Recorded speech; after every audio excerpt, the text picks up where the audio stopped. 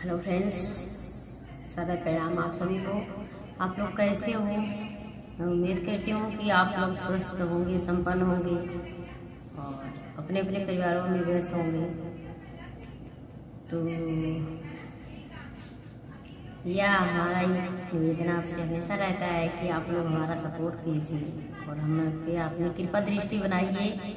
अगर हमारे शब्दों में, हमारे गीतों में दम है तो आप लोग थोड़ा सा आगे बढ़ाइए हमारे चैनल को और अपना आशीर्वाद बनाए रखिएगा। आप लोगों के बीच एक विवाह गीत लेकर आए हैं, बन्ना विवाह गीत है।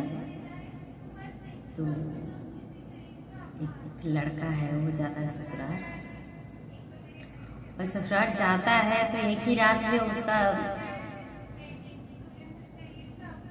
कैसा भाव बदल जाता है। तो आप लोग इस गीत में सुनिएगा, समझिए, सुनिएगा, जानिएगा और बताइएगा कमेंट करके, मतलब कैसा भाव रहा। हो सकता है हम व्यक्त ना कर पा रहे हैं शब्दों में, तो आप लोग प्लीज जो है कि बताइएगा।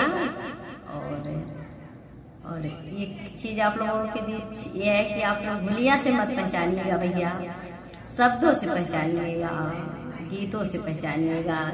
क्योंकि किसी की हुलिया या किसी के घर से, टूटा फूटा घर से किसी को नहीं पहचाना जा सकता है।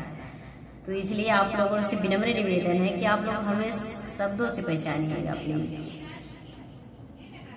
क्योंकि हुलिया हमारी तो भैया जितना है उतने में वैसे ही रहेगी, क्योंकि जो है कि थोड़ा बहुत तो हुलिया पर मत ध्यान दीजिएगा, हमारे शब्दों पर आप लोग ध्यान दीजिएगा। अगर हमारे शब्दों में कोई टूटी या भूल कमी रह जाती है तो आप लोग प्लीज कृपा कीजिएगा हम पे और एक प्यारे से कमेंट में हमारी कमियों को, हमारी अच्छाइयों को गिनाते रहिएगा आप लोग।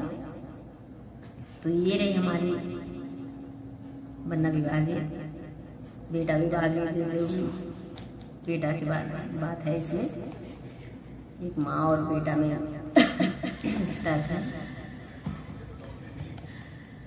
घोड़वा चढ़ल आवे लालाना दुलारुआ, अरे लालाना दुलारुआ, अरे माई जे डारले पुकार रे लालानावा, अरे माई जे डारले पुकार रे लालानावा, कहाँ बीता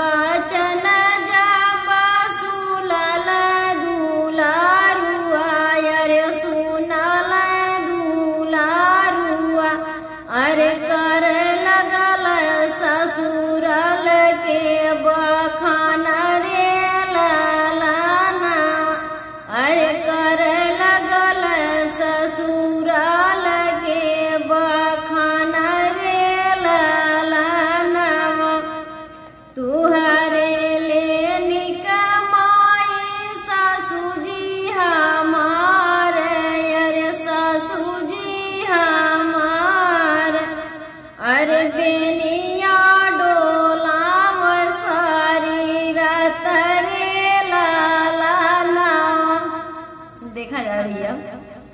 अरे बेनिया डोला सारी रात रे लाला